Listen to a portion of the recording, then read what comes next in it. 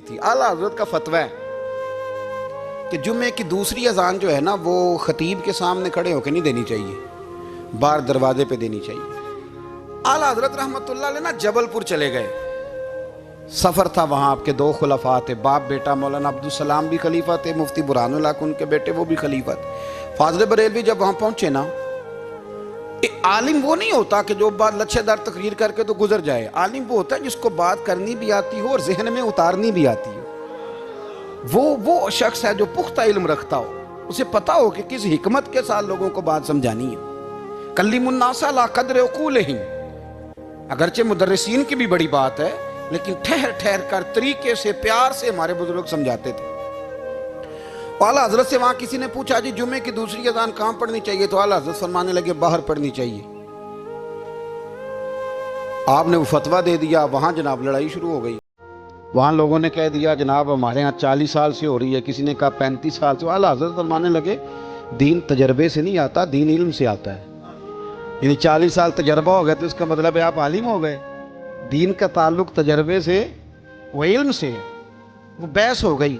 आला हजरत ना अंग्रेज की अदालत नहीं जाते थे, फरमाते थे अदालत तो वो होती है जहां अदल होता है, आप उसको कचहरी कहते थे, अदालत कहते ही नहीं, तो कभी गए ही नहीं थे।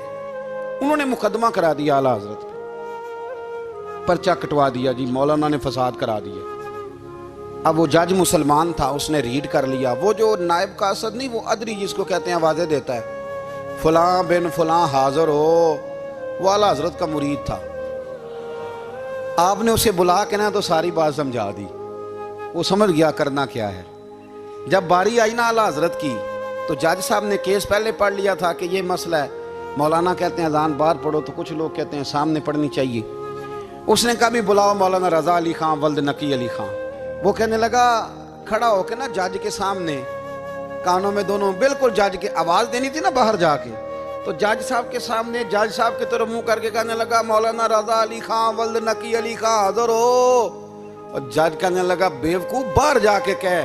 कहने लगे यही तो मेरे पीर कहते हैं, यही तो वो फरमाते हैं कि खतीब तो आया बैठा जुमा पढ़ाने, वो तो आया हुआ है, बाहर जाके कह, जो नहीं आए उन्हें भी पता चल जाए कि जुमा पढ़ना है, यही तो वो कहते हैं। वो जज कहने लगा मौलाना को आने की जरूरत नहीं, वो जो भी कह रहे हैं ठीक ही कह रहे हैं, वो ठीक कह रहे हैं जो भी कह रहे हैं। उन्होंने फिक्री तौर पर लोगों की तरबियत की, उन्हें बात समझाने। एक मौलाना ने कह दिया कि नबी पाक सल्लल्लाहु अलैहि वसल्लम को तो गैब का इल्म ही नहीं, तो आला हज़रत फरमाने लगे तू बता अगर ना हो हुजूर को गैब का इल्म तो तेरा क्या फ़ायदा है। सोचने की बात है ना भाई, कोई इख्तलाफ नहीं, लेकिन किसी का क्या नुकसान है अगर अल्लाह अपने नबी को गैब के खजानों की चाबियाँ दे, है किसी का नुकसान। अजीब फ़लसफ़ा है ना। मैं सफ़र करता रहता हूँ तो बच्चे मैप लगा लेते हैं, उसको गैब है किधर जाना है किधर नहीं जाना, ले जाता है कि नहीं, लेफ्ट हो जाओ राइट हो जाओ, किसने बताया उसे। उसकी बात मानना इस्लाम के कुफर। अल्लाहु अकबर, उलझ गई ना बात। फिर वो बताता है कि आप 5 घंटे 4 मिनट में फलान जगह पहुंच जाएंगे, तो उतनी देर में बंदा पहुंच जाता है एंड टाइम पे, तो ये बात मानना इस्लाम के कुफर। लेकिन मुझे अफसोस इस बात का है कि डॉक्टर का अल्ट्रासाउंड मानने वाले, मैप की बातें मानने वाले, कल इतने बजे बारिश हो जाएगी ये मानने वाले, अगर कहा जाए कि रसूल पाक ने ये गैब की खबर दी है तो लोग अड़ जाते हैं। आला हज़रत फरमाते हैं यूं ना करो जिसे कोई साइंसदान पढ़ाए, अगर वो बहुत सारी बातें बता सकता है तो जिसे रब रहमान पढ़ाए। रहमान अल्लमल कुरान खलकल इंसान। मैं तुम बात ही नहीं मानते। फाज़िल बरेलवी ने अद-दौलतुल मक्किया पूरी किताब लिखी है, और आप फरमाते हैं अल्लाह ने सबसे ज़्यादा गैब की खजानों की चाबियाँ अपने नबी को अता फरमाई है। तो आपने हर महाज पर हुजूर की शान बयान फरमाई, नबी पाक की अजमतों के तज़किरे किए। आपने फरमाया कि औलिया अल्लाह सूफिया बुजुर्ग इन पर तनकीद ना करो। हमारा ना आज मिजाज बन गया है, मैं अक्सर कहता हूँ कि लोगों का जायका ख़राब हो गया है। ये जो लोग कहते हैं ना नमाज में दिल नहीं लगता, महफिल में सुरूर नहीं आता, हम जब ऐनक तनकीद की लगा के जाते हैं तो कैसे मजा आएगा। जब हम सामने वाले को अच्छा ही नहीं समझ रहे, सबसे अच्छे हम खुद हैं। मैं अक्सर कहा करता हूँ कि जब तक हम थोड़ा सा नीचे बैठ के ऊपर नहीं ना देखते, बंदे हमें बड़े नजर नहीं आएंगे, छोटे छोटे नजर आएंगे। हम हमेशा ऊपर खड़े होकर नीचे देखते हैं। मेहरबानी फरमाएं। बड़ी शानदार बात लिखी आला हज़रत बरेलवी ने मलफूजात शरीफ में। आप फरमाते हैं 2 बड़े जबरदस्त कारी थे, तलफ़ुज़ अच्छा ही होना चाहिए, लेकिन इसका ये मतलब नहीं कि फिर आप सब पे तनकीद ही करते रहें। तो आला हज़रत फरमाते, दो कारियों ने ना एक बुजुर्ग के पीछे नमाज पढ़ी, तो उनके ना कुछ कवायद मुस्तहब, कुछ कवायद ठीक नहीं थे। तो कहने लगे शोहरत तो बड़ी सुनी थी, पर बाबे को तो कुरान भी सही नहीं पढ़ना आता। ये आला हज़रत ने लिखा है, छोड़ो जो ये भी को बली है। फरमाते हैं बस मुस्तहब कवायद ठीक नहीं थे, जो चीज़ें ज़रूरी हैं वो ठीक पढ़ते थे बाबा जी।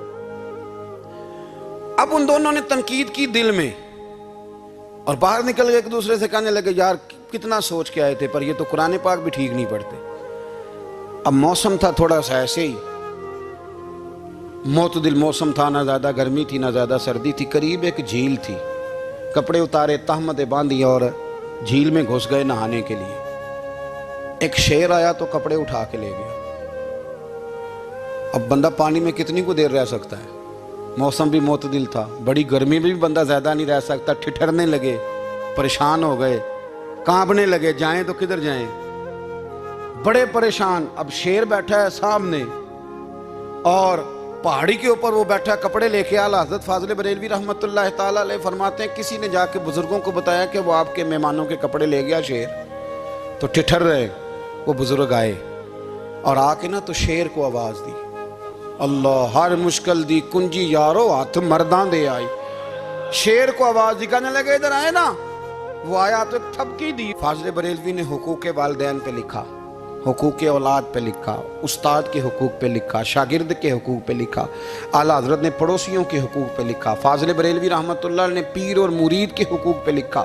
आला हज़रत ने शर्तें बयान की, मुरीद किसका होना है, शराइत। फरमाया सबसे पहले 4 शर्तें देखो फिर बैत करना। पहली बात ये कि वो बंदा इतना आलिम है कि ज़रूरत के मसले बता सके, जाहिल की बैत जायज़ नहीं।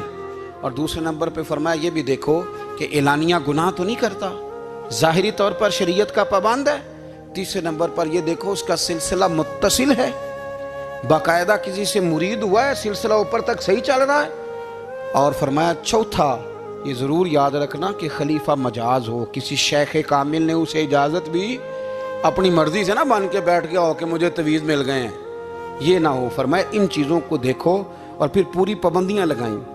किसी ने पूछा पीर और मुरीदनी का पर्दा है, तो आला हज़रत फरमाने लगे नबी पाक की जो बीवियाँ हैं ना वो मोमिनों की माएँ हैं, उनको कुरान ने माएँ का है। तो अगर उस माँ का बेटे से पर्दा है तो फिर मुरीदनी का पीर से पर्दा क्यों नहीं। फरमाया वाजिब है मुरीदनी के लिए पीर से पर्दा करना, वाजिब है। आपको एक बुजुर्ग थे, उन्होंने अपने यहाँ जलसे पे बुलाया। जब आप पहुंचे तो वो औरतों को नंगे मुंह तावीज़ दे रहे थे। आपने दूर से देखा तो वापस आ गए। वो दौड़े पीछे, कहने लगे मौलाना कुछ तो ख्याल करें, लोग क्या सोचेंगे, ऐसे चले गए। तो आप फरमाने लगे शाह जी आप नबी पाक की शरीयत का ख्याल ना करें तो मैं आपका ख्याल करूं, शरीयत इस्लामिया का ख्याल नहीं कर रहे, बेपर्दा औरतों में बैठे हो। वो कहने लगे मैं तौबा करता हूं, आज के बाद नहीं करूंगा। फरमाया फिर हाथ बढ़ाइए, फिर मैं आपके हाथों के बोसे लेता हूं। इसलिए कि अगर आप मान गए हैं तो फिर हमारा इख्तलाफ नहीं। सारी जिंदगी दीन की पहरेदारी की। आला हज़रत रहमतुल्लाह अलैह ने आज से 150 साल पहले कहा था मुसलमान अपने बैंक कायम करें, अपना सरमाया। एक जो बातें आज कर रहे हैं ना आपके लोग दानिश्वर, वो 125 साल पहले कहा था कि अपने बैंक बनाओ, आपस में मुसलमान तजारत करें। फरमाया अपना पैसा एक दूसरे पर खर्च करो, गरीबों को वज़ाइफ दो, वो सारे तरीके अपनाओ जो सहाबा ने और महबूब करीम ने हमें अता फरमाए। मुसलमानों की फलाह पर उन्होंने बड़ा काम किया। वो ज़माना इकबाल पहले कहा करते थे सारे जहां से अच्छा हिंदुस्तान हमारा, फिर अल्लाह ने तौफीक दी तो कहने लगे नहीं ख़ास है तरकीब में कौम रसूल हाशमी। आला हज़रत उसी ज़माने से कह रहे थे नहीं भाई जो मुस्तफ़ा के ग़ुलाम हैं उनका मनसब और मेयार अलग है। बड़ी मोहब्बत से ज़िंदगी गुजारी, अल्लाह से बड़ा डरते थे। सैयद अयूब अली रज़वी साहब आपके खलीफा हैं। वो कहते हैं एक छोटा सा बच्चा सुबह सुबह आ गया, कहने लगा हुजूर आपकी कल दावत करनी, आ जाएंगे? आपने फरमाया आ जाऊंगा। कहने लगा मैं यतीम हूँ, बाप मेरा फौत हो गया और मेरा बड़ा ही दिल करता है आपसे मोहब्बत हो गई। फरमाया कब आऊँ? उसने कहा कल आ जाना। क्या खिलाओगे? तो चने की दाल उसने झोली में डाली। कहने लगा हुजूर मैं ले आया और रात को भिगाऊंगा, कल आपको खिलाऊंगा। आप बीमार रहते थे, दोपहर को सूजी के बिस्कुट खाया करते थे। सैयद साहब कहते हैं जब वो जाने लगा तो आला हज़रत फरमाने लगे अगर इजाज़त दो तो एक बंदा साथ ले आऊँ। कहने लगा ले आओ। फरमाते हैं उसके घर गए तो अंदर बैठने की जगह भी नहीं थी। 1000 किताब के मुसन्निफ, लाखों करोड़ों मुरीदों के पीर, उम्मत मुस्लिमा कितने बड़े लीडर, कहते हैं उसने ना बाहर गली के बाहर दरवाजे के बाहर चटाई बिछा दी। कहने लगा हुजूर अंदर जगह नहीं है, मेरी अम्मा है और आप औरतों से बड़ा पर्दा करते हैं। आला हज़रत बाहर बैठ गए ज़मीन, इसको कहते हैं लाजपाल पीर। बाहर बैठ गए। वो चने की दाल लाया और बाजरे की मोटी रोटियां। आपको तकलीफ रहती थी पेट में, आप वो चीज़ें इस्तेमाल नहीं करते थे, पर 1.5 रोटी खाई। खाने के बाद का जाए, कहने लगा नहीं मेरी अम्मा आग जला रही है, चाय पी के जाना। वो चाय आई। जो बंदा सड़क से गुजरता हुजूर जहाँ बैठने पर, मैं जाओ काम करो, दावत तुम्हारी है, तुम्हारी नहीं, जाओ अपना काम करो। वहाँ बैठ के खाना खाया। जब वापस निकले तो उस बच्चे ने इजाज़त दी जाइए। वापस आए तो कुछ चेहरे पे कमज़ोरी के आसार थे, कुछ तकलीफ़ पेट में शुरू हो गई। सैयद साहब कहने लगे हुजूर आपने क्या किया, बीमार हो जाएंगे। फरमाने लगे अयूब अली यार बीमारी तो ठीक हो जाएगी, पर तूने देखा नहीं यतीम का दिल कितना राज़ी हो गया है, कितना राज़ी हो गया उसका दिल, कितना वो खुश हुआ है। और फरमाया जब यतीम राज़ी होता है तो अल्लाह भी राज़ी होता है, अल्लाह के नबी भी राज़ी होता है। बड़ी परहेजगारी वाली ज़िंदगी गुजारी। 3 बातें उनकी ज़िंदगी का उसूल था। एक फरमाते थे तमस्सक बिद्दीन करो, मजबूती के साथ दीन को पकड़ लो। और दूसरा फरमाते थे जो अल्लाह रसूल के दुश्मन हैं उनसे हमेशा बचो, जो ज़रा भी कहीं बेअदबी करे उससे परहेज़ करो। और तीसरे नंबर पे फरमाते थे अगर सुखी जीना चाहते हो तो इश्क़ रसूल में जीना सीखो, वरना दुनिया से तो प्यार हो ही जाएगा, दौलत से तो हो ही जाएगा, महबूब से करोगे तो ज़िंदगी सुखी हो जाएगी। अल्लाह हमें उनके फैज़ान से फैज़ याब फरमाए।